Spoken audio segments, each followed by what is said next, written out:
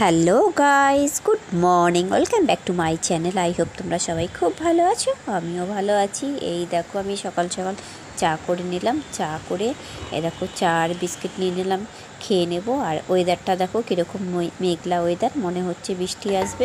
কদিন ধরেই বৃষ্টি হচ্ছে। আর দিদি এই বর্ষায় শ্রাবণ মাসে ইলিশ মাছ নিয়ে এসছে। আমাদের ঘন ঘন খুবই ইলিশ মাছ খাওয়া হচ্ছে। দেখো সেই দিনও একবার ভাপা করলাম, তো আজকেও ভাপা করছি ইলিশ মাছ।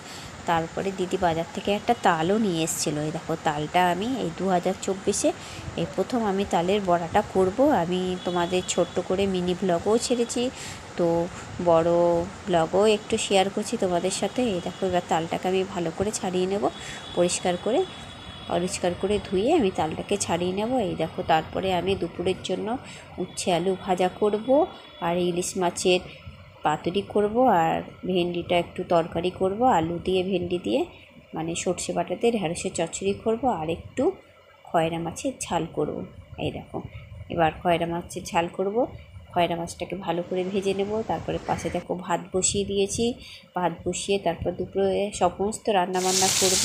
আর তালের বড়াটা আমি পরে করব। তালটাকে ধুয়ে ভালো করে ছাড়িয়ে রেখে দিয়েছি। দেখো তালটাকে আমার খয়রা মাছের ঝাল হয়ে গেছে। দুপুরবেলা আমার সমস্ত কাজ কমপ্লিট করে আমি তালটাকে ছাড়িয়ে নিলাম।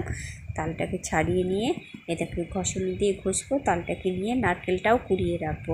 নারকেলটা কুড়িয়ে রেখে তারপরে আমি কী করবো বলতো, আমি তালের বড়াটা করার জন্য সমস্ত কিছু প্রস্তুতি নেব। এই দেখো আমার তালটা পরিষ্কার করে ছাড়ানো হয়ে গেছে, ঘষুনি দিয়ে ভালো করে ছাড়ালাম। তারপরে আমি তালটাকে পরিষ্কার করে নেব। এই দেখো তাল আমার নেওয়া হয়ে গেছে। এবার নারকেলটাও আমার কোড়ানো হয়ে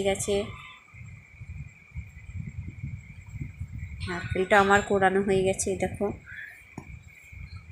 তারপরে আমি সমস্ত কিছু উপকরণ দিয়ে আমি এবার তালের বড়া করব। এই দেখো সুজি নিলাম, অল্প পরিমাণে ময়দা নিয়েছি, চিনি নিয়েছি, তাল নিয়েছি, আর নারকেল কোড়াটা নিয়েছি।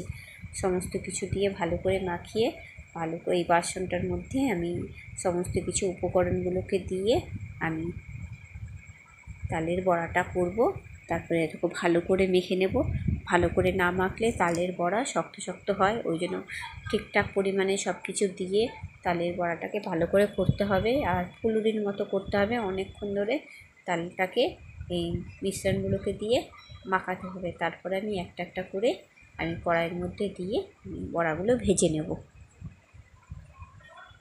এই দেখো আমি সমস্ত কিছু দিয়ে বড়াগুলোকে ভেজে নিচ্ছি। আর যেহেতু আমার সেন্টারে একটু যাওয়ার দরকার ছিল, ঘন্টাখানিকের মতো সেন্টারে গেলাম।